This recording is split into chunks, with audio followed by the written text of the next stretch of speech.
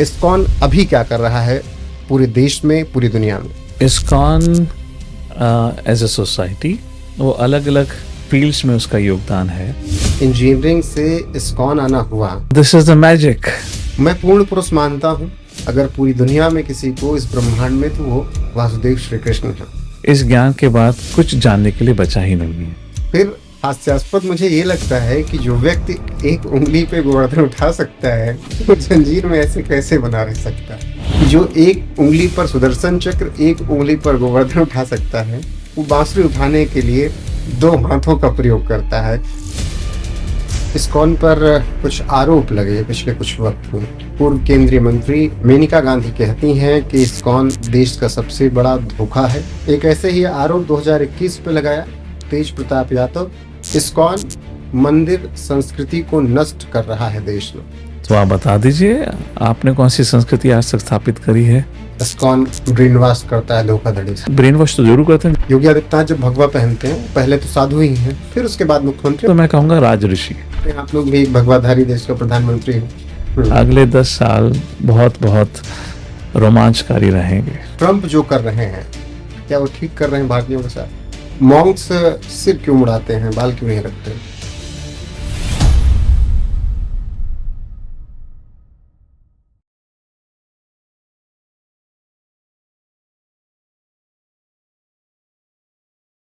नमस्कार, मैं हूं आपका दोस्त और होस्ट रोहित पांडे। आप देख रहे हैं एनएफ न्यूज का खास पॉडकास्ट। ये एपिसोड सिर्फ एक कहानी नहीं होगी, सिर्फ बातचीत नहीं होगी। इस एपिसोड में आपको सत्य घटनाओं के बारे में पता चलेगा। वो सत्य जिसमें सिर्फ लड़ाई झगड़ा नहीं, बल्कि जिंदगी के सबसे बड़े सवालों का जवाब मिलेगा। क्योंकि इस बातचीत के केंद्र में वो हैं जो सर्वशक्तिमान हैं, जो जीवन और मरण हैं, जो कहते हैं कि कर्म करते जाओ, फल की इच्छा मत करो। जी हां, अब आप समझ ही गए होंगे कि मैं किन की बात कर रहा हूं। वासुदेव श्री कृष्ण की। तो आज बात आध्यात्म की, धर्म की, महाभारत, गीता की, श्री कृष्ण के ज्ञान के। क्योंकि मेरे साथ जो मेहमान हैं, उनका नाम है मदन सुंदर दास जी, जो इवॉल्व पुणे के डायरेक्टर, लीडरशिप मेंटोर, एडुकेटर हैं और इस्कॉन जैसी संस्था से जुड़े हुए हैं। बहुत बहुत स्वागत है सर आपका एनएफ न्यूज पर। शुरुआत करूं बातचीत की, आपको थोड़ा ब्रीफ में बता देता हूं सर के बारे में। मदन सुंदर दास जी गीता, धर्म, आध्यात्म और इस्कॉन को लेकर पूरी दुनिया में बात कर रहे हैं। वो इवॉल्व पुणे के डायरेक्टर हैं, लीडरशिप मेंटोर हैं और एडुकेटर हैं। बहुत बहुत स्वागत सर एक बार फिर से। और सबसे पहला सवाल सर मेरा यही आपसे कि इस्कॉन से ही शुरू करूंगा पहला सवाल, फिर उसके बाद तमाम और बातें होंगी। इस्कॉन अभी क्या कर रहा है पूरे देश में, पूरी दुनिया में? इस्कॉन एज अ सोसाइटी वो अलग अलग फील्ड्स में उसका योगदान है। जैसे कि हमारे प्रचार केंद्र हैं, हमारे टेम्पल्स हैं, जिसके माध्यम से लोगों के समक्ष हमारी वैदिक संस्कृति का प्रचार प्रभाव होता है। साथ ही साथ इस्कॉन ने केवल भारत में नहीं, विश्व भर में फूड फॉर लाइफ कैंपेन चलाया है, जिसके माध्यम से लाखों की संख्या में जो स्टूडेंट्स हैं उनको, और साथ ही साथ कोई इस्कॉन मंदिर आता है तो उनको प्रसाद प्रदान किया जाता है। गौ रक्षा के लिए गौशाला, धर्म रक्षा के लिए एजुकेशन, इत्यादि इत्यादि चीज़ों में उसका योगदान है। और केवल यही नहीं, अब आज इस्कॉन फार्म विलेजेस पे भी काफ़ी जोर दे रहा है।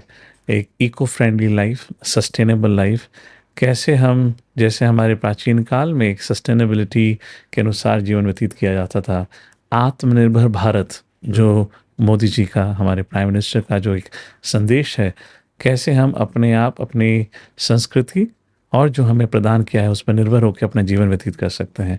कैसे भूमि, जल, वायु, हमारी जो भी हमारी आवश्यकता है उसको पूर्ण कर सकते हैं और समाज से जुड़कर रह सकते हैं। पहले संस्कृति हुआ करती थी कि एक गांव में सब कुछ उपलब्ध होता था, जिस कारणवश किसी व्यक्ति को गांव छोड़ के दूसरी जगह जाना भी नहीं पड़ता था। वहीं गुरुकुल होता था, वहीं मंदिर होता था, वहीं कोर्ट केस चलता था, सब कुछ उसी गांव में हो जाता था। आज व्यक्ति को शहर से एक दूसरा शहर, एक देश से दूसरे देश, शायद आज ही खबर आई है, जो लोग अमेरिका के सपने रखा करते थे शायद वो सपने बहुत महंगे होने वाले हैं, सो इस प्रकार से इस्कॉन, अगर कहा जाए, कल्चर, संस्कृति, एजुकेशन, जो हमारी प्राचीन संस्कृति रही है, उस धरोहर को बचाए रखने में प्रयत्न कर रहा है और उसका प्रचार प्रसार कर रहा है। और एक आखिरी चीज़ जो मुझे इसमें स्मरण हो रही है, हमारे जो वैदिक इतिहास रहे हैं उसको प्रिजर्व करने में भी, डिजिटाइज करने में भी हमारी एक लाइब्रेरी, एक इंस्टीट्यूट खुला है उसके लिए। और साथ ही साथ स्कूल और कॉलेजेस में कैसे इंडियन नॉलेज सिस्टम के माध्यम से हम एजुकेशन बढ़ा सकते हैं, उस पर भी जोर हो रहा है। जी। लेकिन जब मैं आपके बारे में पढ़ता हूँ तो आप पढ़ाई करने के लिए यूएस जाते हैं, अच्छी खासी डिग्री हासिल करते हैं, इंजीनियर हो जाते हैं, और फिर जब दूसरा रूप आपका देखता हूँ या इस्कॉन से जुड़े ऐसे तमाम लोगों का जो बहुत अच्छी पढ़ाई लिखाई करके करोड़ों कमा रहे थे महीने का, फिर अचानक से बदलाव क्यों? This is the magic, this is the miracle. इसको मैं जा- ये भगवान श्री कृष्ण के शब्दों का मैजिक है, ये मिरेकल है। यही मैजिक और ये मिरेकल अर्जुन को देखने को मिला था 5000 साल पहले, युद्ध भूमि, धर्म क्षेत्र पे जहाँ युद्ध हुआ था। पूर्णतः वह निराश थे जीवन से, उनको नहीं पता था क्या सही है क्या गलत है, जीवन का उद्देश्य क्या है। मैं लोगों को हमेशा बताता हूँ, Bhagavad Gita is like a Google map. जब व्यक्ति घर से बाहर निकलता है तो गूगल मैप में अपनी डेस्टिनेशन को डालता है और फिर वह गूगल मैप उसका मार्गदर्शन करती है। उसी प्रकार से भगवत गीता का ज्ञान हमारा मार्गदर्शन करता है। जब आप ट्रैफिक में फंस जाते हैं तो वही गूगल मैप आपको एक शॉर्टकट, दूसरा रास्ता दिखाकर आपको डेस्टिनेशन तक लेकर जाता है। उसी प्रकार से भगवत गीता जब जीवन में कोई कठिनाई या परेशानी आती है तो आपका मार्गदर्शन करती है। परंतु भगवत गीता उससे और कुछ भी करती है जो गूगल मैप नहीं कर सकता कभी। भगवत गीता आपको आपका डेस्टिनेशन भी समझाती है, आपके जीवन का उद्देश्य क्या है समझाती है। तो जैसे आपने प्रश्न पूछा कि इतने सारे लोग, या मेरा खुद स्वयं का उदाहरण, या इतने सारे बाकी लोग जो सब कुछ छोड़कर इस प्रकार से जैसे शुरुआत में वासुदेव श्री कृष्ण की भक्ति में लगे हैं, वह केवल हमें उस भगवद गीता के माध्यम से अपने जीवन का उद्देश्य समझ आया है। उस उद्देश्य की पूर्ति हेतु हमने इस प्रकार का जीवन और जीवन शैली स्वीकार करी है। कोई ज़बरदस्ती नहीं है, इच्छा पूर्ति के अनुसार, इच्छा के अनुसार। And just like a day before yesterday मैं एक अनदर फोरम में कह रहा था, I am so happy and proud of my decision जो मैंने अब से 15 साल पहले लिया कि मैं अमेरिका छोड़ के आता हूँ। नॉट बिकॉज मुझे किसी एस्ट्रोलॉजर ने बताया था भविष्य में ट्रंप आने वाला है, वैसे भी तुम्हें देश से निकालेगा, you know, it was not because of that. I made a choice and every one of us made a choice.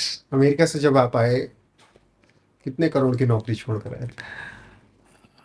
कितने करोड़ की, आई बिलीव उस समय I had something around my salary in American dollar annually was somewhere around 100,000 or 125,000 US dollars, and bonus करके add करके आप कुछ कर सकते हैं। सो हो सकता है उस समय होगी करीबन 1 करोड़ तकरीबन का होगा job. I am talking about कब, ये 2011 की बात है, उस समय की होगी। दुख नहीं होता कभी? एक्चुअली जब मैं वो छोड़कर आ रहा था, मुझे याद है मैं एयरपोर्ट पे था कोलंबस पे, और मैं सोच रहा था कि बहुत बड़ा निर्णय लिया है। I have a valid H1B, not that my H1B had expired. मुझे H1B मिल नहीं रहा था, यू नो। ऐसा नहीं कि मेरे H1B का हिस्सा मेरा ग्रीन कार्ड के लिए भी एप्लीकेशन फाइल कर दी गई थी। तो आई रिमेंबर कैटेगरिकली, बाहर एयरपोर्ट खड़ा था, मैं टर्मिनल पे बैठा था, सॉरी बाहर प्लेन खड़ा था, मैं टर्मिनल पे बैठा था। I was looking at the plane and I was speaking to myself, are you sure? Once you get into this flight, there's no coming back. Once you leave America, you can't come back now. You have to make a choice. So शुरू के 2-3 महीने में थोड़ा संशय रहा, जब मैं भारत आया थोड़ा डर रहा, पर जब मैं भक्तों के संग हमारी मोनेस्ट्री में रहा, 2-3 महीने के बाद वो भय चला गया। फैमिली का रिएक्शन क्या था? They were shocked. What else? They were shocked. They thought इस पे कोई भूत प्रेत चढ़ गया है। किसने कहा है? समाज के लोग कह रहे थे ये लड़का पागल हो गया है। पहले तो हम इसको अमेरिका भेज नहीं रहे थे, ज़बरदस्ती अमेरिका गया। हम इससे कह रहे हैं अमेरिका से वापस नहीं आया, तो फिर ज़बरदस्ती वापस आ गया है। ये भूत प्रेत का काम नहीं तो क्या है ये। सो या दे वर शॉक्ड। माता पिता ने साथ दिया बाद में कि चलो ठीक है बच्चे का? बाद में yes, it took time, and वह बहुत स्वाभाविक बात है। इनमें उनका कोई दोष नहीं है। ऐसा नहीं कि उन्होंने कभी कुछ कहा, पर उनका दुख होना, उनका चिंता का विषय होना, उनका चिंता का विषय था, बेटा तू जब 50 साल का हो जाएगा, जब बूढ़ा हो जाएगा, तेरी देखभाल कौन करेगा। समाज में हर व्यक्ति को पत्नी की आवश्यकता होती है, परिवार की आवश्यकता होती है। तेरे पे ना धन संपत्ति है, ना परिवार रहेगा, और या जब हम बूढ़े हो जाएंगे तो हमारा देखभाल कौन करेगा। तो मैं उनको यही कहता था, हे मैया, हे माताश्री, हे पिताश्री, जो आज तक सबका देखभाल करता आया है, चाहे वो आप हो या मैं हूँ, चाहे जंगल में घूमने वाले पशु पक्षी हों, जो सबका देखभाल करने आया है आज तक, वो भविष्य में हमारा देखभाल क्यों नहीं करेगा। और वो भी तब जब सब कुछ हम उसकी सेवा के हेतु करने का प्रयत्न कर रहे हैं। तो आप इस पे निश्चित भरोसा रखिए, वो आपका देखभाल और भी ध्यान से रखेगा। जब वो सबका देखभाल कर रहा है, जो लोग उसकी तरफ मुड़कर देख भी नहीं रहे हैं, जो ऑलरेडी विमुख हो चुके हैं, यहाँ तक कि उनको तो ये भी नहीं पता कि वो एग्जिस्ट करता है, तो जब वह उन सबका ध्यान रख सकता है, तो हमारा ध्यान तो रखेगा। शुरुआत में मुश्किल था, पर धीरे धीरे वह भी जब भगवद्गीता जैसे ग्रंथों का अध्ययन करने लगे, तो उनको भी इस प्रकार का समझ आया और धीरे धीरे स्वीकार किया, पर मुश्किल था। हम लड़कों का माँ से तो लगाव वो ऐसा रहता है कि हम उनसे सब बातें कर लेते हैं।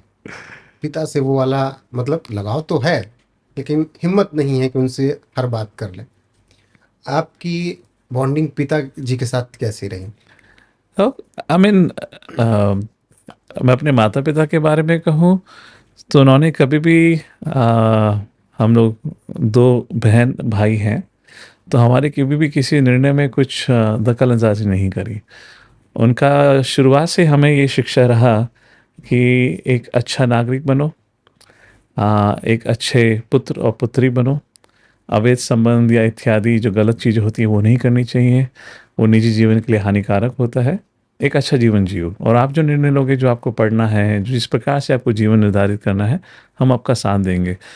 तो I would say my father was like a friend, is a friend, and had been a friend all this while. बिल्कुल, मैंने इस सवाल इसलिए किया क्योंकि मैंने एक बार गौर गोपाल दास जी को सुना पिता पर बोलते हुए। उन्होंने कहा कि बहुत मुझे इस बात का दुख है कि हमारे और पिताजी के बीच उस तरीके की नहीं बन पाई, और बहुत वक्त लगा दिया मैंने समझने में। आप लोग ये गलती मत कीजिएगा। मैं वही जानना चाहता हूँ कि बच्चे के लिए पिता क्या होता है? अगेन ये रिलेशन टू रिलेशनशिप, और ये पिता टू पिता मैटर करता है। जैसे मैंने कहा, शुरुआत से पिता का मेरे प्रति जो संबंध रहा, वो एक दोस्त के समान रहा। जब तक मैं छोटा था, तब तक वो पिता के भांति मुझे समझाया करते थे सही क्या गलत क्या है। और अब जब मैंने निर्णय लिया था कि मैं इस प्रकार से अमेरिका से वापस आऊँगा, I was a working man, in one way I was independent. तो उस समय पिताजी ने एक दोस्त के भांति मुझसे बात करी। वो दुखी भी हुए, 1-2 बार उनकी आंखों में स्वयं आंसू भी आए, 1-2 बार वो गुस्सा भी हुए, परंतु उन्होंने वह जो रोल था एक दोस्त का, वो नहीं छोड़ा। मेरी बातों को समझने का प्रयत्न किया, उनको जो बताया। उनको सबसे बड़ा संशय जो था वह था, तुम कृष्ण की भक्ति करते हो, हमें परेशानी नहीं है, कृष्ण भगवान है, हम भी भक्ति करते हैं, परंतु आप इंस्टीट्यूट से जुड़ के मत करो। इंस्टीट्यूशन, वहाँ पे सबसे बड़ा संशय आता है। वो आपसे मजदूरी करवाएंगे, ये होगा वो होगा। तो उस चीज़ को लेकर संशय काफ़ी समय तक रहा। ये अंग्रेजों का इंस्टीट्यूट है, इत्यादि इत्यादि। तो मैंने कहा आप आ जाइए, आप आइए, इंस्टीट्यूट से आइए, जुड़िए, आप देखिए क्या से अच्छा है क्या है। इस्कॉन को लेकर आगे बहुत सी भ्रांतियां दूर करने की कोशिश करेंगे हम लोग बातचीत के दौरान। लेकिन जब इंजीनियरिंग से इस्कॉन आना हुआ, अगर किसी को इस्कॉन से जुड़ना हो, मान लीजिए कल को मुझे ऐसी शिक्षा मिल गई या कृष्ण ज्ञान मिल गया, फिर मुझे इस्कॉन से जुड़ना हो, कि मैं सबके हवाले से सवाल पूछ रहा हूँ, तो कैसे जुड़ सकता है? देखिए, अगेन मेरा जो दृष्टिकोण है, जिस प्रकार से मैं इस्कॉन को देखता हूँ, वो एक है एजुकेशनल इंस्टीट्यूट, स्पिरिचुअल यूनिवर्सिटी।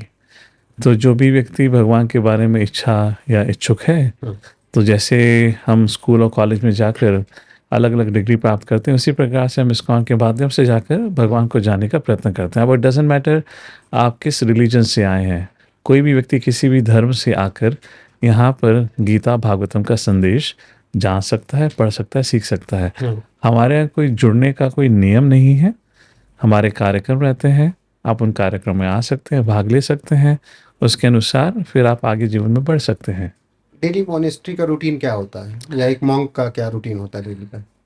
जो रूटीन हमें दिया गया है हमारे शिला प्रभुपाद जी के द्वारा, वह है सुबह 4:30 बजे आरती रहती है, जहां हम भगवान के दर्शन करते हैं। तो करीबन 4 बजे तक उठना होता है, 4:30 तक तैयार होकर मंदिर जाना होता है। मंदिर मतलब जहाँ पर भी आप हैं, विग्रह सेवा रहती है, करीबन पौन घंटे तक का प्रोग्राम रहता है। उसके बाद फिर ध्यान, करीबन 2 घंटे का ध्यान के बाद फिर 2 घंटे के बाद फिर भगवान के दर्शन होते हैं, दर्शन आरती होती है। उसके बाद गुरु पूजा, फिर प्रवचन, श्रीमद् भागवतम इत्यादि विषयों के ऊपर प्रतिदिन कक्षा होती है, क्लास होती है। और उसके बाद करते करते 9 बजे तक ये कार्यक्रम खत्म होता है। उसके बाद प्रसादम, उसके बाद फिर अलग अलग भक्तों की अलग अलग सेवा होती है। कोई गौशाला में है तो गाय की सेवा होगी, कोई एजुकेशन की फील्ड में है तो उसके कुछ एजुकेशन प्रोग्राम्स रहेंगे, कोई मैनेजर है तो उसके मैनेजमेंट सेवा रहेगी। उस प्रकार से बाकी पूरे दिन अलग अलग प्रकार की सेवा रहती है। स्पिरिचुअलिटी का मेन पर्पस क्या होता है? स्पिरिचुअलिटी का मेन पर्पस, उसके लिए हम एक बार अर्जुन का उदाहरण देना चाहेंगे। बिल्कुल। देखिए, अर्जुन के 2 टीचर्स रहे, एक द्रोणाचार्य जी और एक भगवान श्री कृष्ण। द्रोणाचार्य जी से अर्जुन ने सीखा युद्ध शैली के बारे में, धनुष शैली के बारे में, धनुर्ज्ञान उनको प्राप्त हुआ। पर देखिए, जब युद्ध भूमि पर वह गए, जब उस धनुष शैली का उपयोग करना था, उनको उनके कंधे पे गांडीवा थी, उनको पता है गांडीवा कैसे चलाना है, परंतु वह नहीं कर पाए। और वही गांडीवा उनके कंधे से फिसल जाती है, और फिर वह कृष्ण को अपने गुरु के रूप में स्वीकारते हैं, और भगवान श्री कृष्ण फिर उनको जीवन का उद्देश्य समझाते हैं। तो एक है स्किल्स, जो हमें आज हमारी भौतिक शिक्षा में प्रदान करती है, और दूसरा है पर्पस, जीवन का उद्देश्य। स्किल्स का पर्पस क्या है? वो अध्यात्म शिक्षा देती है। तो स्पिरिचुअल एजुकेशन बताती है हम कौन हैं, हमारे जीवन का उद्देश्य क्या है, इस सृष्टि का उद्देश्य क्या है। जो आज मिसिंग पॉइंट है हर एक व्यक्ति के जीवन में, वो है पर्पस। किसी को पता नहीं पर्पस क्या है, उसके काम का पर्पस क्या है, उसके विवाह का पर्पस क्या है, यहाँ तक कि रिक्रिएशन का पर्पस नहीं पता है। आपने देखा होगा, लोग रिक्रिएशन के लिए वेकेशन पे जाते हैं, सिंगापुर, मलेशिया, क्या क्या खर्चा करते हैं। आते समय लड़ते झगड़ते पति पत्नी आते हैं। मैंने कितनी बार देखा है, सुना है। And I always ask them, ये वेकेशन था या प्रिजन कैंप था, ये क्या था? आप किस पर्पस से वेकेशन पे गए थे? उसी वेकेशन पे लड़ झगड़ के आ गए, क्यों? क्योंकि आपने कुछ कहा तो आपके हस्बैंड ने पूरा नहीं कहा, या आपकी हस्बैंड ने कहा तो वाइफ ने एग्री नहीं करा, आप लड़ते झगड़ते गए, लड़ते झगड़ते आए। So what we are missing in our society is, जो अध्यात्म ज्ञान प्रदान करता है, जो मैंने शुरुआत में कहा, Bhagavad Gita is like Google map.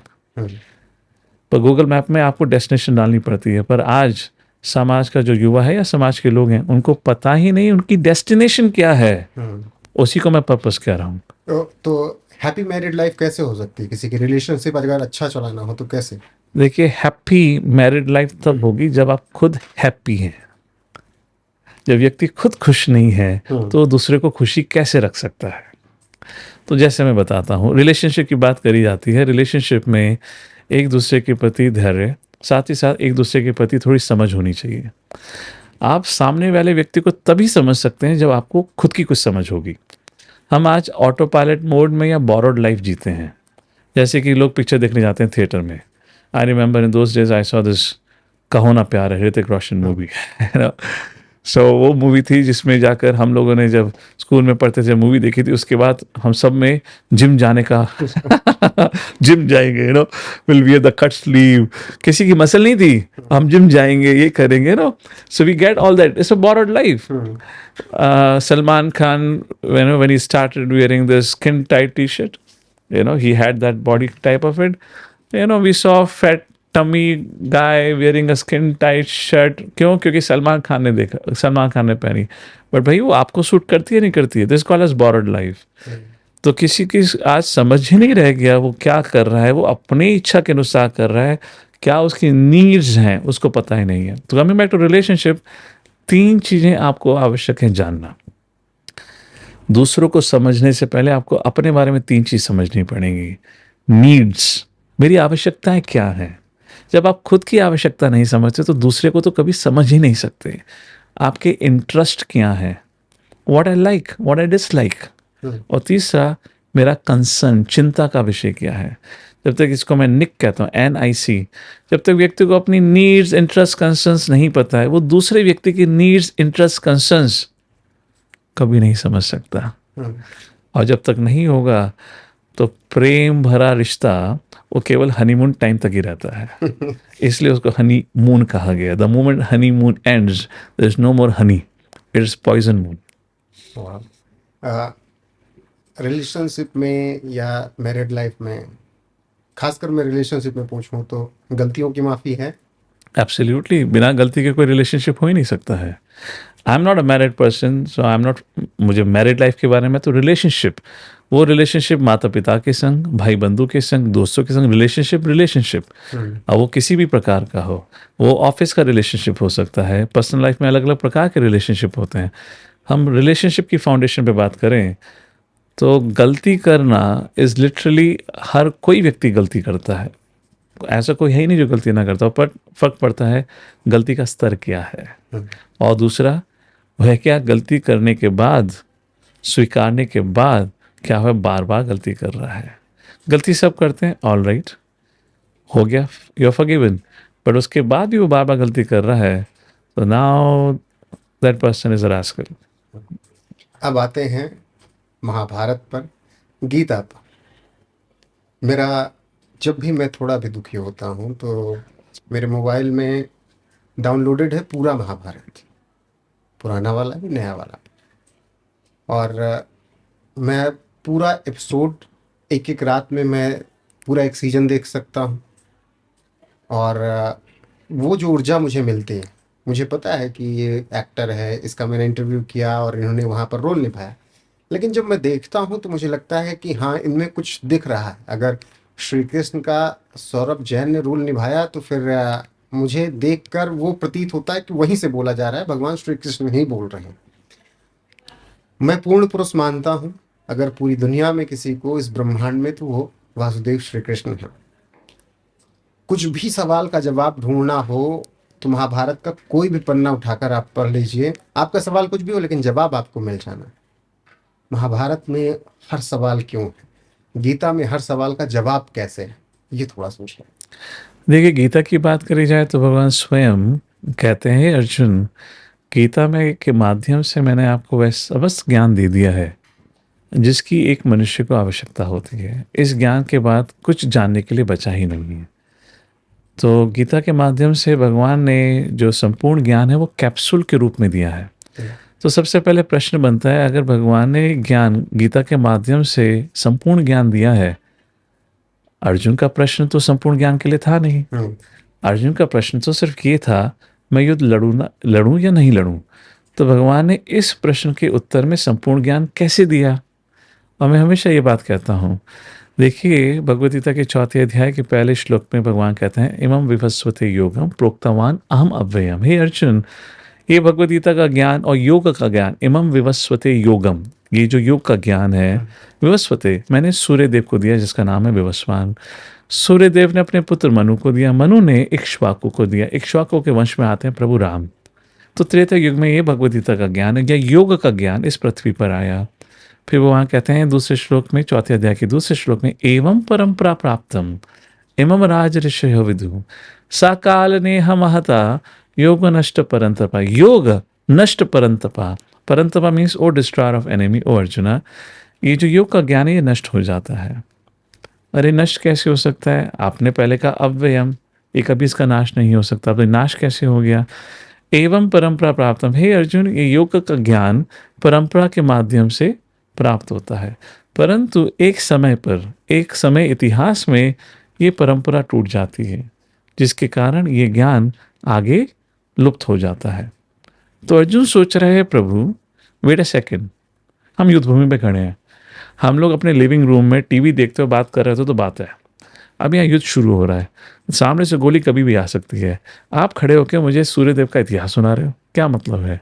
और फिर तीसरे श्लोक में कहते हैं, हे अर्जुन, मैं वही लुप्त ज्ञान आज तुम्हारे माध्यम से दोबारा स्थापित कर रहा हूं, भक्तों सी में सखा चेती, क्योंकि तुम मेरे भक्त हो, तुम मेरे सखे हो। कहने का तात्पर्य है, ये भगवान ने अर्जुन को निमित्त मात्रम बनाकर आपके लिए और मेरे लिए, हम सबके लिए ये योग का ज्ञान स्थापित किया एक बार फिर अर्जुन के माध्यम से।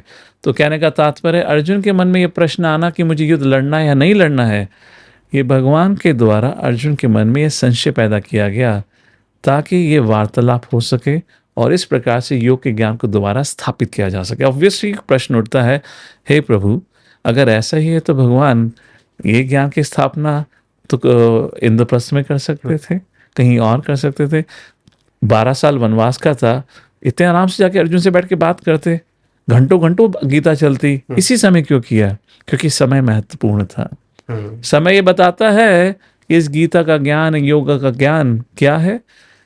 इस भौतिक जीवन में और इस भौतिक दुनिया में कोई व्यक्ति नहीं है जिसके जीवन में संकट नहीं आता, कष्ट नहीं आता, और योग का साधन और योग का ज्ञान ही एकमात्र सहारा है जो इस व्यक्ति को इस संकट की स्थिति से या दुविधा से ऊपर उठा सकता है।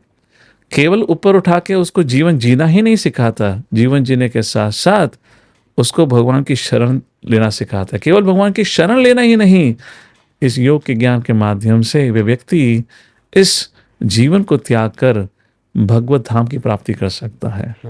और वही चीज लिविंग रूम में होती तो शायद कोई इस चीज को इतना स्वीकारता नहीं। वही मैं कहता हूँ, पूर्ण पुरुष क्यों मुझे दिखते हैं भगवान श्री कृष्ण, जब संदेश लेकर जाते हैं कि महाभारत में Correct. जब अर्जुन इधर से भेजते हैं और जब पहुंचते हैं वो धृतराष्ट्र की सभा में, तब जंजीर में जब उन्हें बांधा जाता है तो बंधे खड़े रहते हैं। फिर हास्यास्पद मुझे ये लगता है कि जो व्यक्ति एक उंगली पे गोवर्धन उठा सकता है वो जंजीर में ऐसे कैसे बना रह सकता है। दूसरी बात वहीं पर मुझे ये आती है कि जो एक उंगली पर सुदर्शन चक्र, एक उंगली पर गोवर्धन उठा सकता है, वो बांसुरी उठाने के लिए 2 हाथों का प्रयोग करता है। तो भगवान श्री कृष्ण इतने भोले थे कि वो बांसुरी उठाने के लिए 2 हाथ का प्रयोग करते हैं, लेकिन इतने वो विशाल थे कि वो गोवर्धन पर्वत को भी, अभी भी देखिए, मैं जब उनके बारे में बात कर रहा हूँ तो मेरी आंखों में आंसू हैं। तो मैं जब भी उनको देखता हूँ तो मुझे लगता है कि उन्होंने कभी, सब भले बोल रहे हैं कि पांडवों के साथ थे, मुझे नहीं लगा कि वो पांडवों के साथ थे। मुझे कैसे ये समझ में आता है, पांडवों को भी उन्होंने सजा दी। सजा क्या दी? कि तुम्हें किसने हक दिया कि किसी स्त्री का दांव तुम लगा सको, पहले तुम्हारी पत्नी, और ठीक है उनकी बहन थी, या उन्होंने ये संदेश दिया कि किसी को हक नहीं है किसी स्त्री का जुआ खेल लेना, उसके बिना विचार जाने उसका दाम लगा देना, और इसी वजह से पांडवों से पूरा परिवार उन्होंने खत्म कराया। तो उन्होंने पांडवों का भी साथ नहीं दिया। तो ये सब मैं जब देखता हूँ तो भगवान श्री कृष्ण मुझे मतलब अद्भुत, मैं चर्चा करने तो बैठो तो 24 घंटे निकल जाएंगे, वो भी कम पड़ेंगे। इसीलिए सवाल जवाब में आगे बढ़ता हूँ मैं कि जो अक्सर सवाल पूछा जाता है कि कर्ण के साथ गलत हुआ, आपको भी लगता है कि कर्ण के साथ गलत हुआ? तो आपका प्रश्न है, युद्ध के समय में ये 18वें दिन की बात है जिस प्रकार से जिस प्रकार से कर्ण का निधन हुआ या वध किया गया। क्या कर्ण के संग जो हुआ बुरा हुआ, या ये सोच सकते हैं भगवान ये बताना चाहते थे जो बुराई का साथ देगा उसके संग बुरा ही होगा। अब कर्ण ने बुराई का साथ कैसे दिया? युद्ध शुरू होने से पहले माता कुंती कर्ण के पास जाती हैं। महाभारत के अनुसार माता कुंती कर्ण को बताती हैं, हे कर्ण, तुम सूत पुत्र नहीं हो, तुम कुंती पुत्र हो, तुम युधिष्ठिर के ज्येष्ठ हो, और अगर आप इस चीज़ को स्वीकारें, मैं युधिष्ठिर को अगर ये बात बताऊं तो युधिष्ठिर आपको राजा घोषित कर देगा। दुर्योधन के पास एक से बढ़कर एक योद्धा है, भीष्म पितामह है। युद्ध शुरू होने से पहले उन्होंने प्रतिज्ञा ली कि हे दुर्योधन, मैं युद्ध तो लड़ूंगा पर पांडवों का वध नहीं करूंगा। तो आप युद्ध क्या क्रिकेट मैच खेल रहे हो? वैसे तो युद्ध में कोई तो जीतेगा, कोई तो मरेगा। जिसको मारना है उससे पहले ही चीफ ऑफ आर्मी ने कह दिया कि मैं वध नहीं करूंगा। तो दुर्योधन तो हताश हो गया। द्रोणाचार्य दुर्योधन को बोलते हैं, देखिए पांडव मेरे शिष्य रहे हैं, मैं अपने शिष्यों का वध नहीं करूंगा। उन्होंने भी मना कर दिया। जो सबसे महान योद्धा थे, मैं उनको पकड़ सकता हूँ, कृपाचार्य ने मना कर दिया। तो बचा कौन? एक ही उम्मीद थी, कर्ण। तो माता कुंती कहती हैं कि कर्ण, अगर तुम अपनी साइड बदल देते हो, अभी पांडवों के समक्ष आ जाते हो तो युद्ध टल जाएगा। कर्ण माना नहीं, बोलता है माता मैं आपको वचन देता हूं युद्ध के बाद भी आपके 5 पुत्र रहेंगे। तो उसने भी दुर्योधन का साथ नहीं दिया। एक दृष्टिकोण से देखा जाए, उसने कहा युधिष्ठिर रहेगा, भीम नकुल सहदेव रहेंगे और मैं रहूंगा, अर्जुन मरेगा। क्यों मरेगा? क्यों? उसका द्वेष था। उसको दुनिया को दिखाना था कि सबसे सर्वश्रेष्ठ धनुर्धर मैं हूं।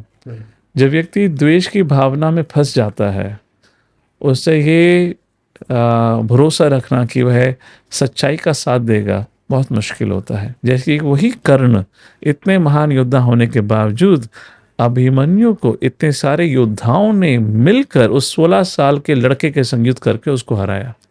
उसमें कर्ण भी था। तो धर्म युद्ध के नियम के अनुसार योद्धा अपनी क्षमता की योद्धा के साथ ही युद्ध करता है। तो भगवान श्री कृष्ण को जब कर्ण ने कहा कि हे प्रभु, आप ऐसा कैसे अर्जुन को आदेश दे सकते हो, मेरा पहिया फंस गया है, ये युद्ध के नियम के खिलाफ है। तो कृष्ण ने 2-3 बात याद दिलाई। कृष्ण ने कहा, हे कर्ण, भूल गए वो असत सभा का दिन? तुम ही थे जिसने दुर्योधन को बोला था अभी भी पांडवों के पास एक और विरासत है। दुर्योधन ने पूछा क्या? द्रौपदी। क्योंकि तुम द्रौपदी से अपनी बेइज्जती का बदला लेना चाहते थे, क्योंकि जब तुम उसके स्वयंवर में गए थे, द्रौपदी ने तुम्हें सूत पुत्र कहकर तुम्हें उस स्वयंवर से बाहर निकाल दिया था। तो तुम उस बेइज्जती का बदला लेने के लिए दुर्योधन को याद दिलाते हो युधिष्ठिर के पास अभी भी एक चीज है, तुम्हारे कहने पर द्रौपदी को लेकर आया गया। और जब लेकर आया गया तो वो तुम ही थे जिसने दुर्योधन को बताया कि द्रौपदी तो तुम्हारी दासी है और दासी को तुम कहीं पर भी बिठा सकते हो। तुम्ही ने ही कहा था दुर्योधन को, तुम ही रिस्पॉन्सिबल थे। और साथ ही साथ भूल गए तुम, अभिमन्यु के संग इतने सारे योद्धाओं ने उसको चारों तरफ से घेर कर युद्ध किया और बाण चलाने वाले तुम ही थे। कहाँ गया तुम्हारा धर्म का ज्ञान? जब तुम स्वयं इतने नियम तोड़ चुके हो, आज कह रहे हो अर्जुन तुम्हें रथ पे खड़े हुए भी मार सकता है, परंतु मैं चाहता हूं कि तुम इस स्थिति में मारे जाओ ताकि समाज को शिक्षा प्राप्त हो। जो गलत का साथ देगा उसके संग भी गलत ही होगा। You deserve not a death of a warrior. अगर रथ पे खड़े होकर मारे जाओगे तो एक योद्धा की मृत्यु प्राप्त होगी। अब तुम्हें कायर की मृत्यु प्राप्त होगी क्योंकि तुम अपनी रक्षा करने के लिए सक्षम नहीं हो। और उसमें भगवान श्री कृष्ण एक बात और जोड़ते हैं, ये कि जब तुम्हें ये लगा कि तुम सूत पुत्र हो इसलिए तुम्हें नहीं मिली वो वैल्यू, लेकिन जब दुर्योधन ने तुम्हें एक राज्य का, अंग प्रदेश का राजा बना दिया, तो तुमने अपने समाज के लिए क्या किया? वो मुझे हिट करती लाइन। हाँ, मौका था आपके पास कि आपके साथ जो हुआ आपके समाज के साथ आगे ना हो, लेकिन आपने अपने मुकुट को दुर्योधन को चरणों में रख दिया। और दूसरी बात जो बहुत धनुर्धर की बात होती है, आपसे भी मैं सवाल करूंगा कि अर्जुन या कृष्ण में कौन ज्यादा बड़ा धनुर्धर? महाभारत के दृष्टिकोण में दोनों एक समान थे, परंतु अगर हम युद्ध के दृष्टिकोण से देखें, अर्जुन कुरुक्षेत्र की युद्ध भूमि से पहले कर्ण को 2 बार हरा चुके थे। विराट के युद्ध में या उस समय भी कर्ण भागे थे, कृष्ण भी नहीं थे, वही, और कर्ण भागे थे। और उससे पहले कहते हैं, ऑफकोर्स अर्जुन ने नहीं हराया था, पर जब गंधर्वों ने जब दुर्योधन पे हमला किया था तो कर्ण उन गंधर्वों से हार गए थे। या ये कहिए वो ये बहाना देकर चले गए थे कि मैं अस्त्र शस्त्र नहीं लाया हूँ तो मैं युद्ध नहीं कर सकता, और दुर्योधन को पकड़ के लेकर जाया गया था। और उन दुर्योधन को गंधर्व से बचाने वाले अर्जुन स्वयं थे, कर्ण नहीं कर पाया था ये। तो इस प्रकार से तो बट एक रूप से दोनों समान थे शक्ति में। पर अगर देखा जाए युद्ध के दृष्टिकोण से अर्जुन ऑलरेडी 1-0 से लीड कर रहे थे। ठीक है, महाभारत पे आऊंगा तो मैं कह रहा हूँ कि बहुत चर्चा हो जाएगी क्योंकि फेवरेट लेसन मेरा है। अब मैं आ रहा हूँ इस्कॉन पे फिर से लौट के। सबसे पहले तो तिलक, टीका जो होता है, ये क्या फील कराता है? तिलक का अपना ही संस्कृति है। ये एक प्रकार से अलग अलग परंपरा में एक अलग अलग तिलक होता है, जिससे देख के पता चलता है ये किस संस्कृति या ये किस गुरु परंपरा से जुड़े हुए हैं।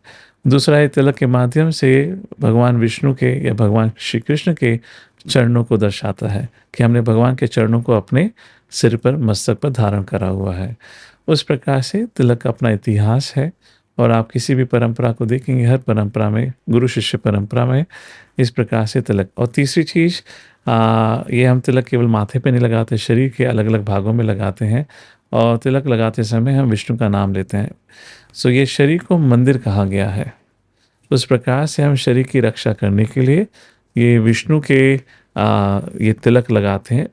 ये एक शरीर के लिए कवच का काम करता है, जिस प्रकार से शरीर पे कोई हानि ना हो, जैसे भूत प्रेत पिशाच इनका हमला ना हो। तो दो चीज़ें हैं, एक तिलक और एक कंठी माल्य। तो इससे जो भी ये सटल फोर्सेस होती हैं, ताकि उससे हमला ना हो। और यमराज जी के दृष्टिकोण से कहा जाए तो यमराज जी, भागवतम में संदर्भ आता है 6ठे स्कंद में, वो कहते हैं कि अगर जिस व्यक्ति ने भी विष्णु का तिलक और तुलसी कंठी माला धारण करी हुई है, यह विष्णु भक्त है, तो इसको कभी भी यमदूत छू नहीं सकते। और कहानी आती है अजामिल की उस संदर्भ में। तो इस प्रकार से बहुत महत्वपूर्ण है। ये हमारी संस्कृति दर्शाता है, और साथ ही साथ हमारी रक्षा भी करता है। जी। अब रिचुअल्स है या फिर और कुछ है? मॉन्क्स सिर क्यों मुड़ाते हैं, बाल क्यों नहीं रखते? सरल जीवन जीने के लिए बालों को शरीर की खूबसूरती में बहुत महत्वपूर्ण माना गया है। बिल्कुल। आजकल तो लोग कितना पैसा खर्च कर दे रहे हैं। हाँ, तो मॉन्क या ब्रह्मचारी जीवन मतलब सरल जीवन। तो उनके वस्त्र भी एक ही प्रकार होते हैं। ऐसा नहीं एक दिन सैफरन तो दूसरे दिन ब्लू पर्पल, नो, सैफरन नहीं, सैफरन सिंपल क्लॉथ। उसी प्रकार से उनकी जो वेशभूषा या जो उनका दिखावा है वो भी। तो शेवन हेड का ये है ताकि आप अपने बालों में हाथ बार बार ना डालें और ज़्यादा भ्रमित या बॉडली कॉन्शियसनेस में ना है। Again, hair adds to the beauty. आज जो हेयर है ही नहीं तो फिर ब्यूटी के बारे में सोचना ही क्या। बट आजकल लोगों को शेव कराने की ज़्यादा आवश्यकता नहीं पड़ती। आजकल लोग नेचुरली शेवन हो रहे हैं, वातावरण के कारण, पानी के कारण। आज लोग डाई लगा के घूमते हैं, या क्या कहते हैं, विग लगा के घूमते हैं। So but at least we shave for that reason, for a simple life. आपने भगवा वस्त्रों पर बात की।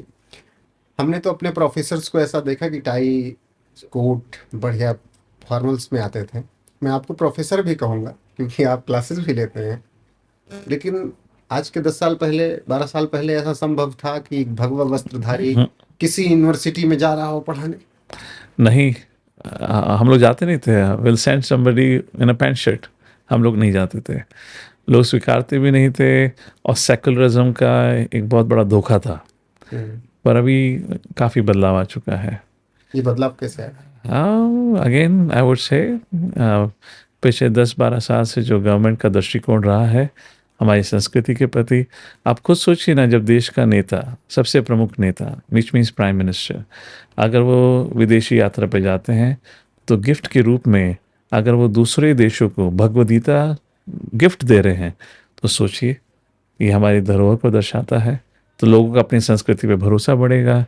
एंड ऑफ कोर्स यद्यत आचरति श्रेष्ठ तदेव तरो जनः।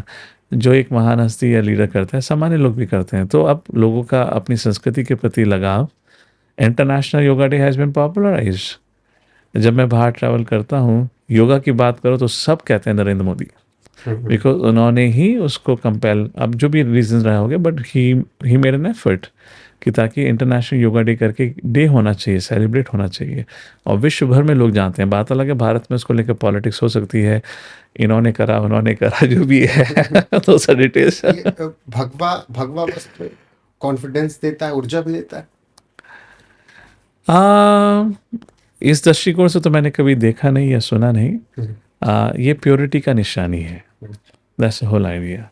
तो ये प्योरिटी है, सरल जीवन है, उसको दर्शाता है। मैं ये सवाल इसलिए पूछ रहा था क्योंकि इसी देश के एक सूबे में मुख्यमंत्री हैं जो कि भगवा के अलावा कुछ पहनते नहीं, योगी आदित्यनाथ की बात कर रहा हूँ। करेक्ट। और उन्होंने ये कई मंचों से कहा कि भगवा हमारी शान है, भगवा हमारी पहचान है, और भगवा के अलावा हमें कुछ दिखता नहीं। ये हमें ऊर्जा देता है, करेक्ट। आध्यात्म से जोड़ता है। हाँ, which is true. Again saffron colour जैसे मैंने कहा है प्योरिटी प्योरिटी को दर्शाता है। तो डेफिनेटली जब आप प्योर जीवन जिएंगे तो उससे ऊर्जा मिलेगी मिलेगी, शक्ति मिलेगी मिलेगी। और महान महान हस्तियों ने इस वस्त्र को धारण करा है। रामानुजाचार्य, माधवाचार्य, शंकराचार्य जी। तो आप उस धरोहर को दर्शा रहे हैं। तो जब आप ये वस्त्र धारण करते हैं, जैसे कि मैं उदाहरण दे रहा था, अगर सोचिए किसी मूवी में सलमान खान ने किसी प्रकार का वस्त्र पहना है, कोई उसी प्रकार का वस्त्र पहन के घूमेगा तो उसको उस चीज़ का स्मरण रहेगा अगर देखा है।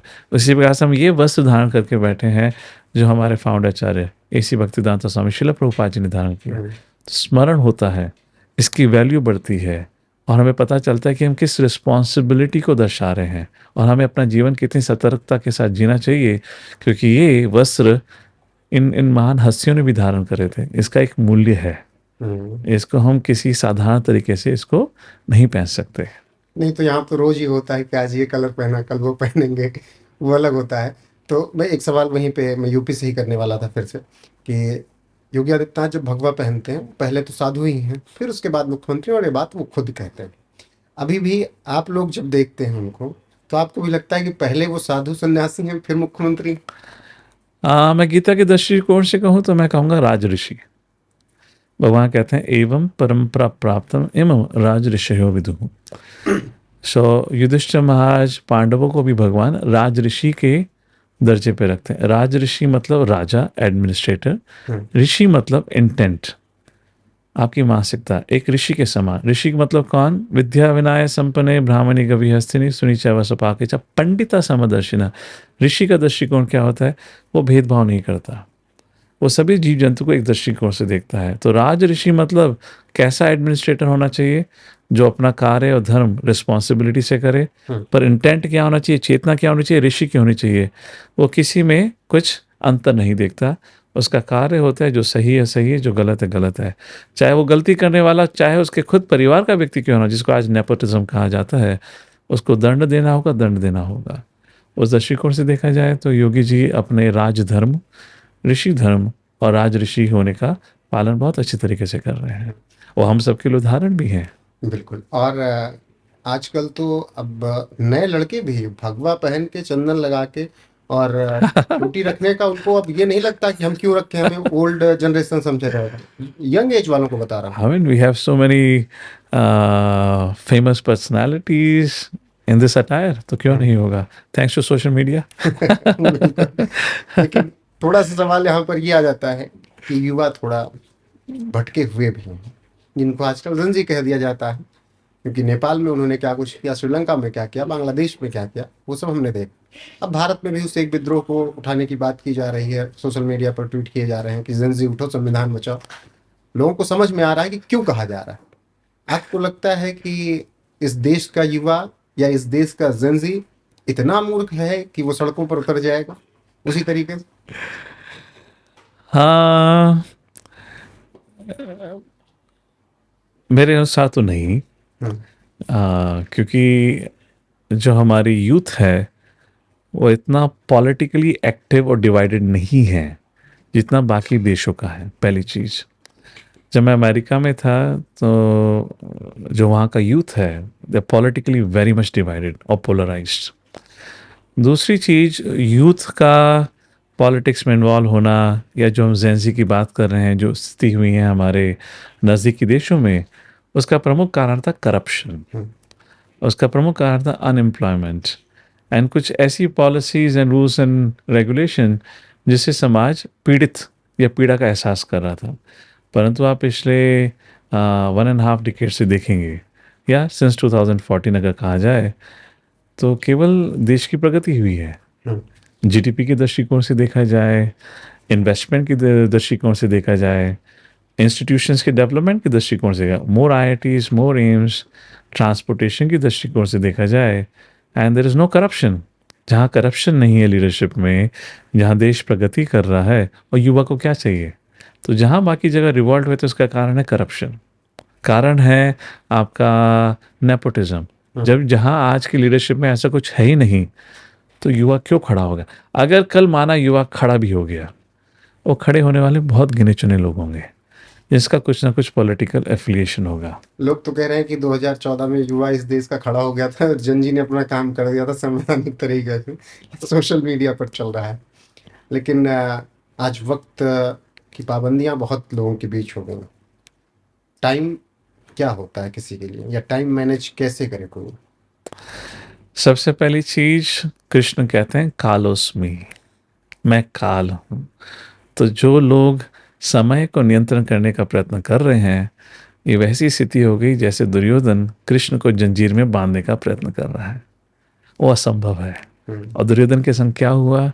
वही भगवान श्री कृष्ण विराट रूप दिखाकर दुर्योधन को डरा देते हैं। पर दुर्योधन इतना मूर्ख था, वो दर्शन लेने के बाद भी नहीं समझा। तो एटलीस्ट हमें समझना चाहिए, हम समय को नियंत्रण नहीं कर सकते, हम अपनी प्रायोरिटीज निर्धारित कर सकते हैं। समय को नियंत्रण करा ही नहीं जा सकता क्योंकि वह भगवान का स्वरूप है, परंतु आप अपनी प्रायोरिटीज निर्धारित कर सकते हैं। आज का दिन मैं जनरली कहता हूँ, आप सबसे पहले उठने के बाद शुरुआत में पेन पेपर लीजिए और डिफाइन करिए आपकी to do list.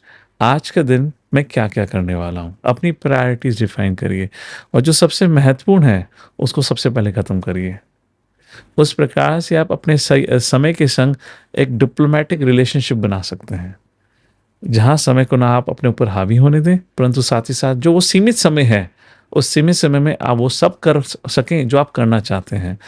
And digital मौना, आप अपने दिन में कुछ ऐसा समय रखें जहाँ आप डिजिटल वर्ल्ड से टोटली डिस्कनेक्टेड हो।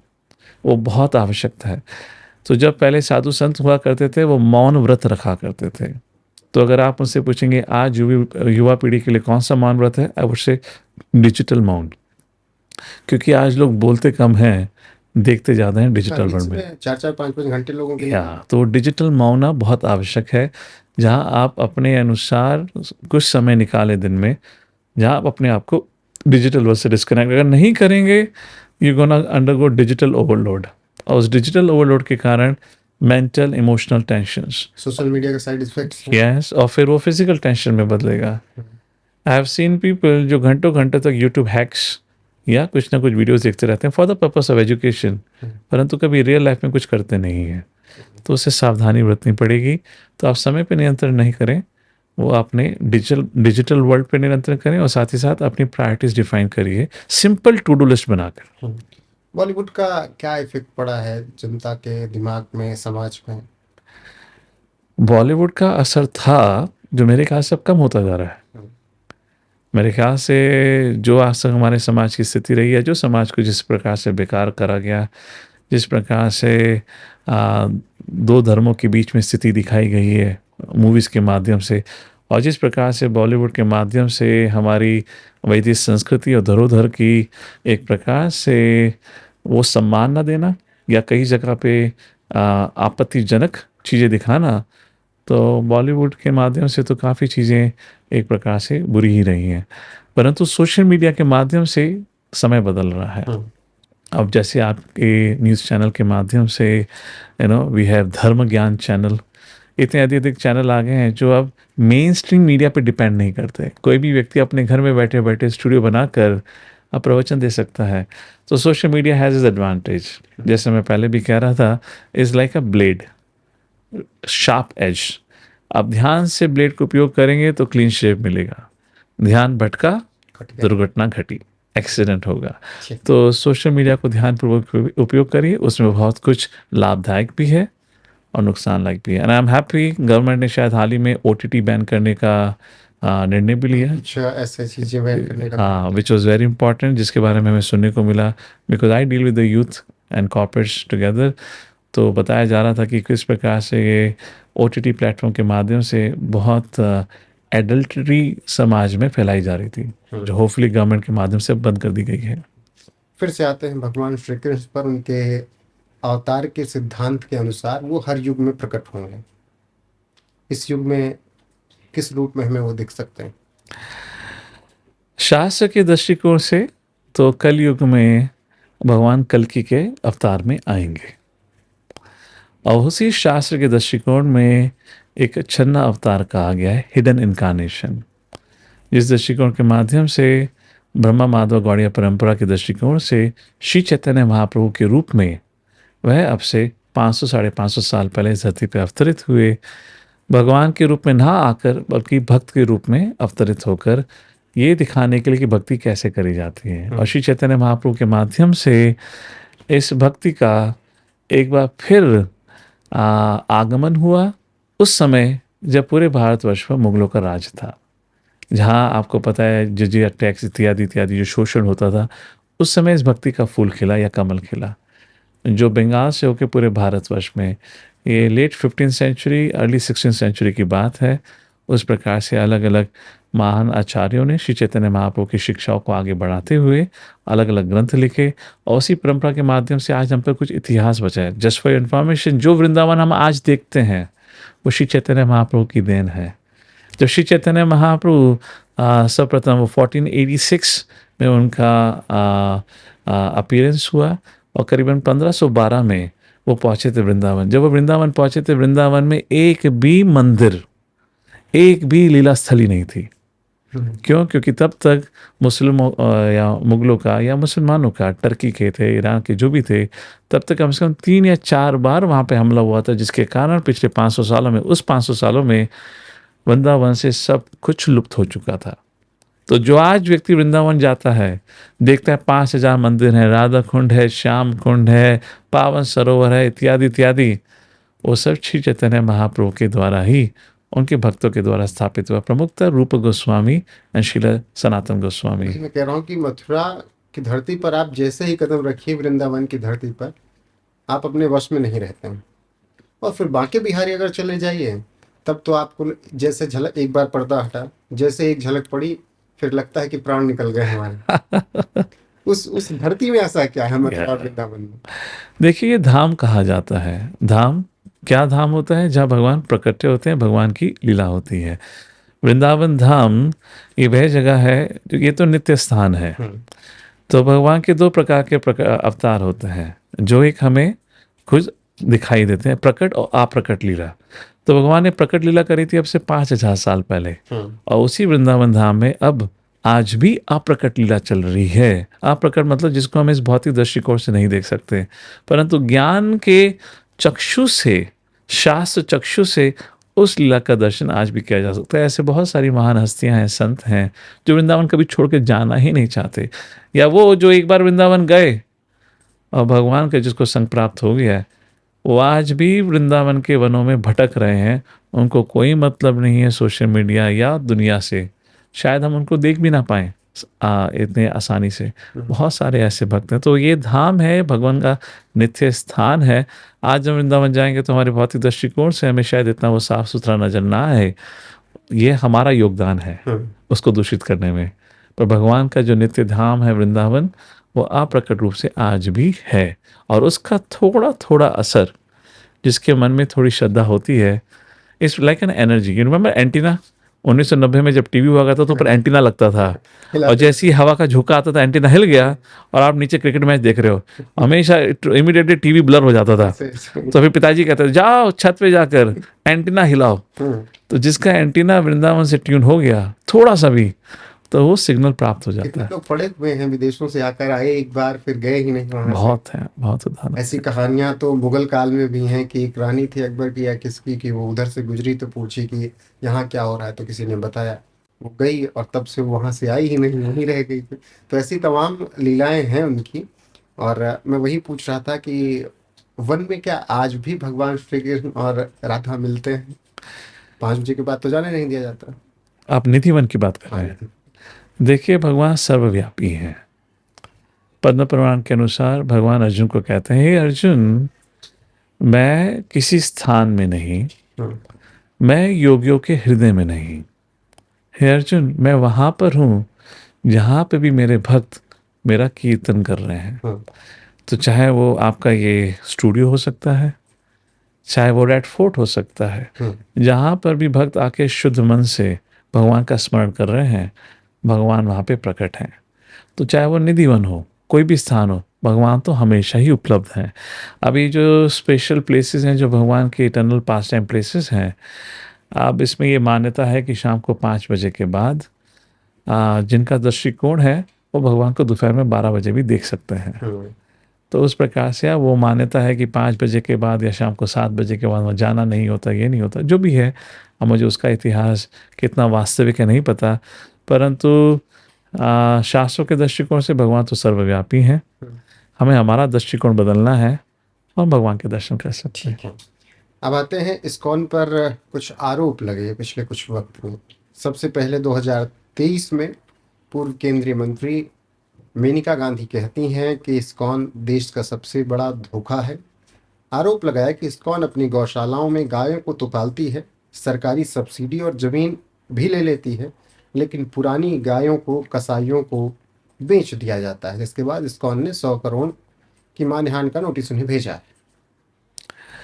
देखिए, शिला प्रभुपाद जी जो इस्कॉन के फाउंडर आचार्य रहे, उन्होंने कभी भी इस चीज़ पे कॉम्प्रोमाइज़ नहीं किया कि गायों की रक्षा नहीं होनी चाहिए।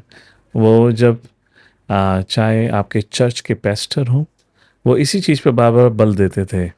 दाउ shall not kill, Jesus said, one of the commandment. आप उसमें जानवरों को कैसे मार सकते हैं? अगर मारना भी है तो गाय को तो कभी भी हानि नहीं पहुंचाई जा सकती। शास्त्र के दृष्टिकोण से कभी कोई ऐसी स्थिति आई कि अन्न फल फूल नहीं है और आपको पशु पक्षी का वध करना भी पड़े, उसमें भी आप गाय को कभी हाथ नहीं लगा सकते। तो ये हमारी संस्कृति है, हमारी धरोहर है। और उस दृष्टिकोण से देखा जाए, इस्कॉन ने अमेरिका में न्यू वृंदावन फार्म बनाया। हमारे अनेक अनेक फार्म है विदेशों में, जहाँ पे गायों की रक्षा, खेती बाड़ी करी जाती है। अब उसी प्रकार से भारत में भी कई सारे फार्म्स बने हैं। अब ये जो प्रश्न आता है कि इस्कॉन ने इस प्रकार की करी है, ये एक केवल आरोप है, कोई प्रूफ आज तक दिया नहीं गया। और जहाँ तक मुझे पता है, मेनका गांधी के द्वारा बाद में उसको प्रति जिन्होंने स्टेटमेंट दिया था उसको रिट्रैक्ट, उसको वापस भी लिया गया। और अगर किसी को, जनता में किसी को पता है तो बताइए, क्या मेनका गांधी ने क्या प्रूफ दिया?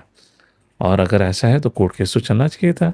अगर कोई गौशाला इसके लिए जिम्मेदार है, चाहे वो इस्कॉन की गौशाला क्यों ना हो, अगर करा गया है तो गलत है, उसको रिस्पॉन्सिबल ठहराना चाहिए और जो देश के नियम के अनुसार सजा होती है होनी चाहिए। पर ये कहना है कि इस्कॉन धोखा कर रहा है, ये तो बहुत बड़ी चीज़ हो गई। आप एक व्यक्ति या एक गौशाला के चक्कर में इस्कॉन, क्योंकि इस्कॉन को गलत करना मतलब शिला प्रभुपाद की जो प्रमुख शिक्षाएं थी उसमें दोष निकालना। और प्रभुपाद जी ने तो हमेशा गाय भगवान श्री कृष्ण की सबसे प्रिय थी। तो ये कहना भगवान को गोविंद कहा जाता है, गोपाल कहा जाता है। तो हरे कृष्णा या कृष्ण के जो भक्त हैं, अगर वही अपनी गौशाला में गाय की रक्षा नहीं करेंगे तो ये दर्शाता है जो व्यक्ति है उसकी भगवान के प्रति कोई भक्ति नहीं है। एक ऐसे ही आरोप 2021 पे लगाया तेज प्रताप यादव, लालू प्रसाद यादव के बेटे, आरजेडी की पहले नेता हुआ करते थे, आजकल अलग राजनीति कर रहे हैं। उन्होंने कहा कि इस्कॉन मंदिर संस्कृति को नष्ट कर रहा है देश में। तो आप बता दीजिए, आपने कौन सी संस्कृति आज तक स्थापित करी है जो आप इस्कॉन को संस्कृति खराब करने के लिए? तो दैन उनसे क्वेश्चन पूछना चाहिए, आप बताइए संस्कृति क्या है? बिहार की संस्कृति, जिस प्रकार से उन्होंने आज तक जो रूल करा है वहाँ पे जिस प्रकार से स्थिति रही है, लोग ट्रेन में बैठ के बिहार से जाना भी नहीं चाहते, क्योंकि पता है उनको फर्स्ट एसी हो सेकंड एसी हो सब जनरल वार्ड बन जाएगा। तो जो संस्कृति की बात कर रहे हैं, पहले ये तो बताइए संस्कृति क्या होती है। इस्कॉन वह संस्था है जिसने भारतीय संस्कृति को बचाए रखने के लिए और भारतीय संस्कृति को पूरे विश्व भर में फैलाया है। इस्कॉन वो है, तभी आपको दिखेगा इस्कॉन की संस्था से आज अलग अलग धर्मों से, अलग अलग देश प्रांतों से विदेशी लोग आज भारतीय संस्कृति को स्वीकार रहे हैं। अगर इसको कहना है कि संस्कृति खराब करना है तो संस्कृति क्या है, आप ही बताइए। एक और ऐसे ही आरोप लगा इस्कॉन पर कि इस्कॉन का वैष्णववाद असली हिंदू धर्म से अलग है, हिंदू ग्रंथों की गलत व्याख्या इस्कॉन करता है। 2016 में स्वामी स्वरूपानंद सरस्वती जी ने ये बात कही थी। देखिए, वैदिक संस्कृति सबको साथ लेके चलती है। कहने का तात्पर्य है हम्म, हमारी जो वैदिक संस्कृति है उसमें एक हो सकता है किसी देवी देवता का उपासक हम्म, हो सकता है कोई किसी भूत प्रेत का उपासक हो सकता है कोई विष्णु का उपासक हो सकता है कोई किसी का भी उपासक ना हो, परंतु सब लोग साथ में रहते हैं, हर एक का अपना दृष्टिकोण होता है। इस विषय की चर्चा भगवान श्री कृष्ण भगवद गीता में करते हैं। इसको कहा जाता है 3 गुण, 3 मोड्स ऑफ मैटेरियल नेचर। इसके विषय में जो जानना चाहते हैं वो 17वें अध्याय के शुरू के 5 श्लोक पढ़ सकते हैं, जहाँ अर्जुन प्रश्न पूछते हैं, हे प्रभु, क्या अलग अलग समाज में लोग होते हैं जो अलग अलग लोगों की उपासना करते हैं। कोई देवी देवताओं की उपासना करता है, कोई मनुष्य की उपासना करते हैं। Sometime people make a temple for film stars, मनुष्य की उपासना हो गई। कोई भूत प्रेत की उपासना करते हैं, जैसे तांत्रिक होते हैं। ये उपासनाएं अलग अलग प्रकार की क्यों होती हैं? तो भगवान बताते हैं ये किस में उनकी श्रद्धा है। सत्वगुण के अनुसार, रजोगुण के अनुसार, तमोगुण के अनुसार, ये 3 गुणों के प्रभाव के अनुसार अलग अलग प्रकार की श्रद्धा होती है। तो ये बहुत बड़ा विषय है। ये कहना मैंने भी सुना है, कई बार लोग कहते हैं इस्कॉन इज अ कल्ट, ये वैदिक संस्कृति को नहीं दर्शाता है। नहीं, ये सत्वगुण को दर्शाता है।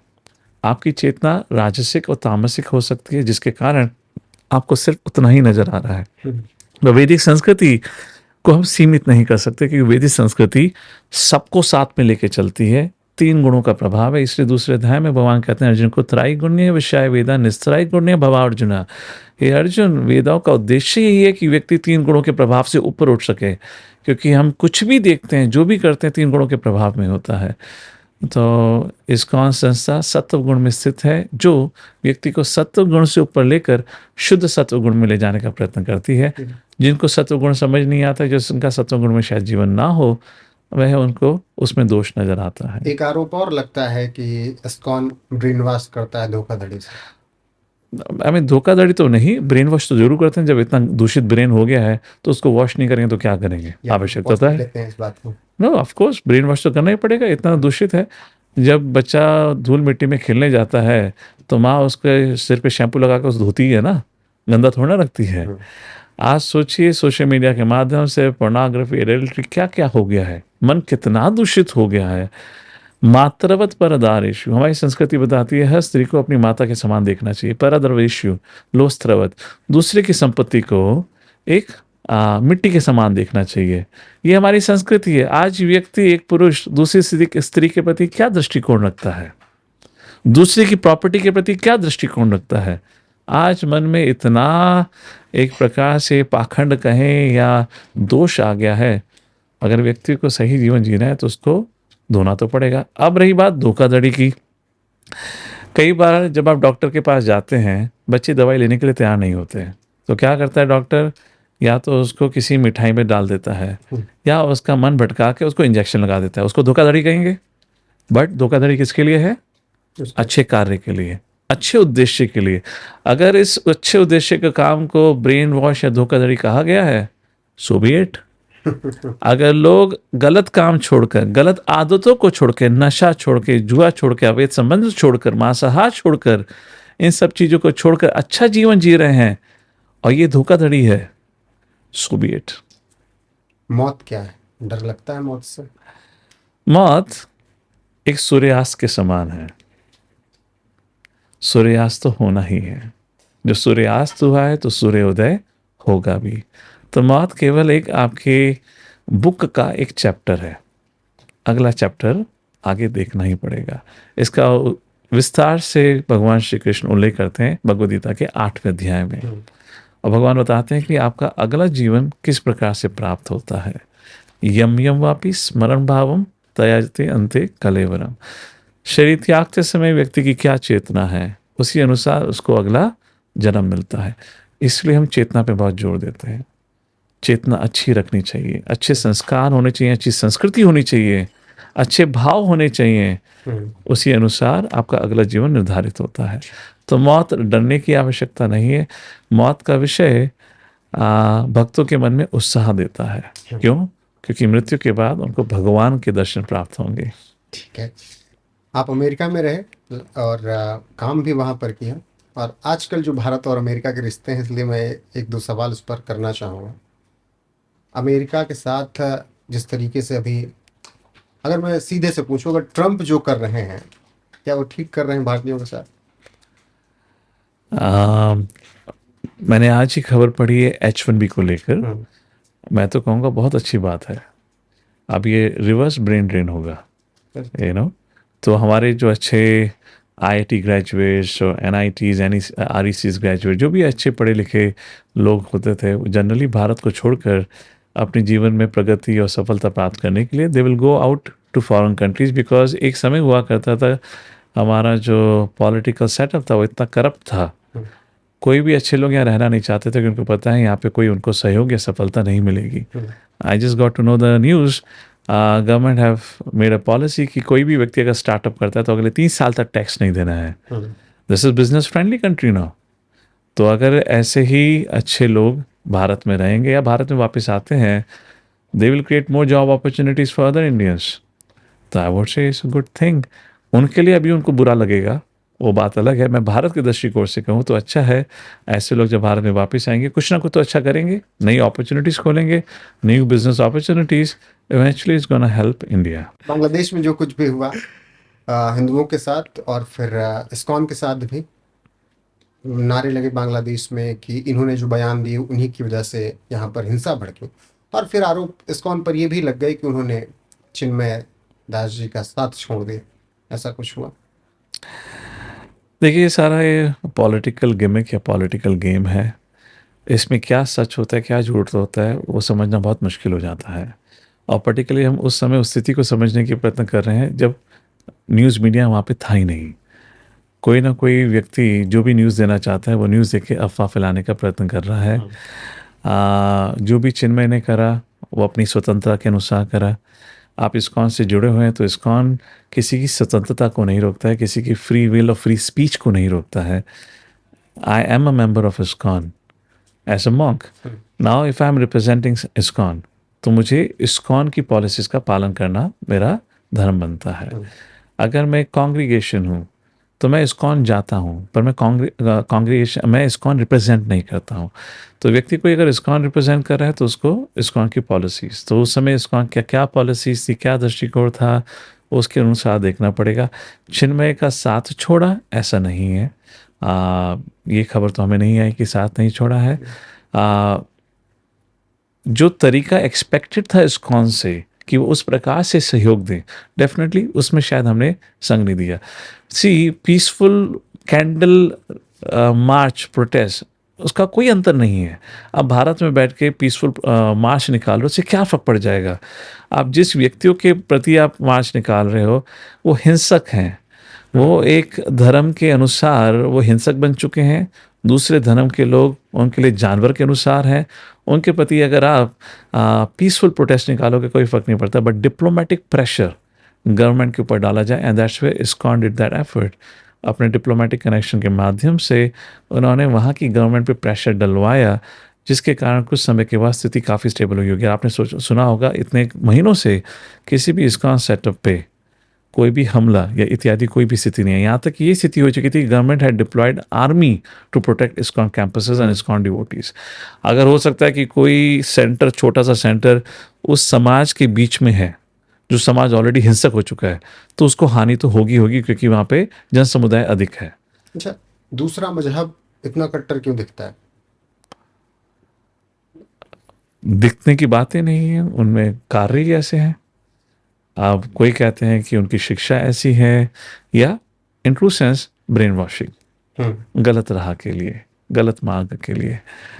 सो अब ऐसा क्यों है? अब ये अगेन ये पॉलिटिकल अफेयर बना रखा है।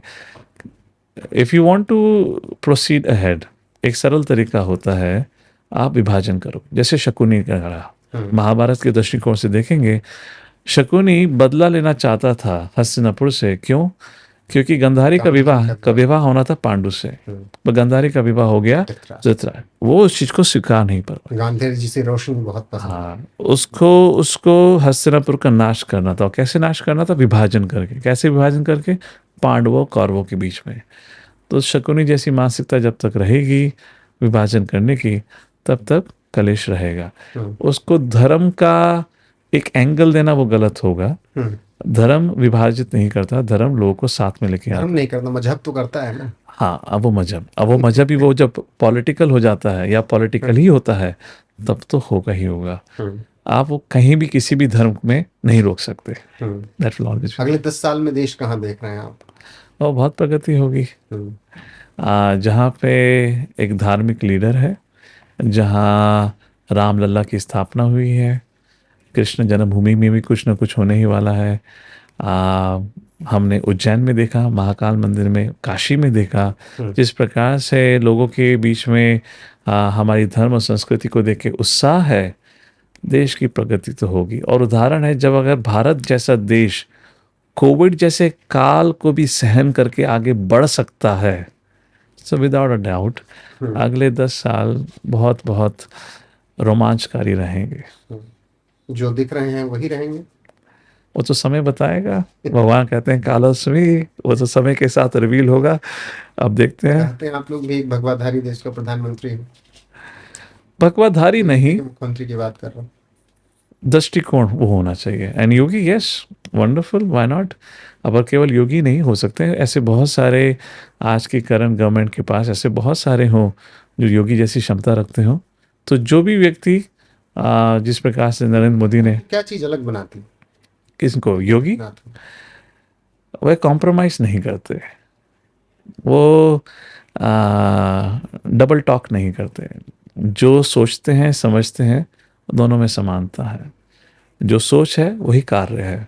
वो किसी एक को प्रसन्न करने के लिए वो ये सब नहीं करते, और अपने कार्य के प्रति निष्ठावान है। बिल्कुल, जो कहते हैं ना कर्म योगी के अनुसार, तो कर्म ही उनके लिए सर्वश्रेष्ठ है। तो ऐसा व्यक्ति, ऐसे बहुत सारे उदाहरण हैं एक्चुअली भारत में। उड़ीसा के जो एक मंत्री रहे, मैंने सुना था, वो साइकिल पे जाते हैं इत्यादि आदि, बहुत सारे उदाहरण हैं ऐसे, बहुत सारे खूबसूरत। हमारे ई श्रीधरन, आई बिलीव, केरला से, जो मेट्रो मैन कहा जाता है। ऐसे भारत में बहुत उदाहरण है, कुछ लाइमलाइट में हैं, कुछ नहीं है। योगी जी अपना योगदान कर रहे हैं, वो करते रहें। प्रधानमंत्री Narendra Modi, he is a role model for everyone, without a doubt. He is a role model for everyone. वो जितनी उनका भी 75वां साल रहा है, जितना उनको भगवान क्षमता दे, शक्ति दे, जितने समय तक रहेंगे, भारत प्रगति करेगा। भारत प्रगति भौतिक दृष्टिकोण से भी करेगा और साथ ही साथ आध्यात्मिक दृष्टिकोण से करेगा। भारत की संस्कृति दोबारा उठकर आएगी, लोग स्वीकारेंगे। आरएसएस को आप लोग कैसे देखते हैं? RSS we see as an administrative wing.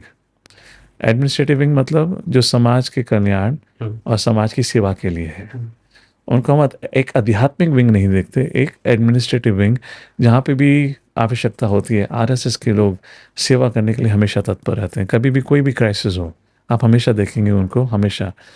They don't make a discrimination, ये कोई और धर्म है या कोई और धर्म है, चाहे लंगर लगाना हो, कहीं पे भी सब मदद करनी हो, वो हमेशा रहते हैं। और मैं काफ़ी लोगों को जानता भी हूँ, उनके संस्कृति में है, देश के प्रति निष्ठा बहुत है, सम्मान बहुत है, देश की रक्षा करना, देश के प्रति सेवा करना। So they are a blessing for us. Vasudev Shri Krishna के कभी साक्षात दर्शन हो जाएं तो एक सवाल क्या करेंगे? केवल एक सवाल करना है, क्या करेंगे आप? ऐसा तो कभी सोचा नहीं सवाल क्या करेंगे, पर अगर दर्शन हुए तो भगवान के प्रति आभार जरूर प्रकट करेंगे कि आपने इस जीवन का उद्धार कर दिया। आपने शिला प्रभुपाद जी जैसे हमारे गुरु हिज ऑनर राधानाथ स्वामी महाराज जैसे इत्यादि भक्तों का संग दिया और हमें आपकी भक्ति करने का मौका दिया। बस कृतज्ञता और आभार प्रकट करना चाहेंगे। प्रश्न तो शायद कुछ बचे ही नहीं जो मैं भगवान से पूछना चाहूँगा, वो हमारे गुरुवर उसको सुलझा चुके हैं। ठीक है, बस कृतज्ञता जरूर प्रकट करेंगे। 3 किताबें अगर आप रिकमेंड करें पढ़ने के लिए किसी को, तो कौन सी 3 किताबें होंगी? सबसे पहली किताब तो भगवद गीता। आप स्टूडेंट हो, प्रोफेशनल हो या हाउसवाइफ हो, प्लीज़ रिमेंबर, अर्जुन को मोटिवेशन की बहुत आवश्यकता थी। In that way Krishna becomes the first motivational speaker of this world and Bhagavad Gita becomes the first motivational book. मैं उस लैंग्वेज में बोल रहा हूँ जो आज की जेंजी को समझ आता है मोटिवेशन के बारे में। You can get motivation like that. एक भगवद गीता, दूसरी श्रीमद् भागवतम। श्रीमद् भागवतम ये भगवान श्री कृष्ण के बारे में और उनके अनेक अवतारों के बारे में विस्तार से चर्चा करता है। जो हमारी संस्कृति है उसका उल्लेख करता है। केवल 5000 संस्कृति साल पुरानी संस्कृति नहीं, अनेकों अनेकों लाखों साल। जो महाअवतार नरसिम्हा मूवी थी उसकी कहानी जो है वो श्रीमद् भागवतम 7वें स्कंद से आती है। ये रहेगी हमारी दूसरी। और तीसरी जो रहेगी वो है श्री चैतन्य चरितमृत या चैतन्य चरितमृत। ये है श्री चैतन्य महाप्रभु के जीवन के बारे में, जो अब से करीबन 500-550 साल पहले आए थे, और उनके जीवन शैली और उनकी भक्ति के बारे में। तो ये आज के तारीख में मैं कहूँगा बहुत महत्वपूर्ण है हमारे भारतीयों के लिए इसको पढ़ना और एटलीस्ट कुछ तो जानना। ठीक है, बहुत बहुत शुक्रिया आपका हमसे बातचीत करने के लिए और हमारे साथ जुड़ने के लिए। धन्यवाद। तो ये बातचीत आपको कैसी लगी? हमारे साथ मदन सुंदर दास जी थे और उन्होंने बहुत शानदार तरीके से भगवान श्री कृष्ण को लेकर, महाभारत गीता को लेकर, इस्कॉन को लेकर, देश को लेकर, अमेरिका को लेकर, युवाओं को लेकर, भगवा को लेकर और तमाम जो सवाल मैंने किए उनके बहुत बेबाकी से जवाब दिए। अब आपकी राय क्या है? कमेंट सेक्शन में जाकर बताइएगा जरूर। बने रहिएगा हमारे साथ। किसी और शख्सियत से किसी और दिन यहीं पर मुलाकात करवाऊंगा। तब तक के लिए नमस्कार।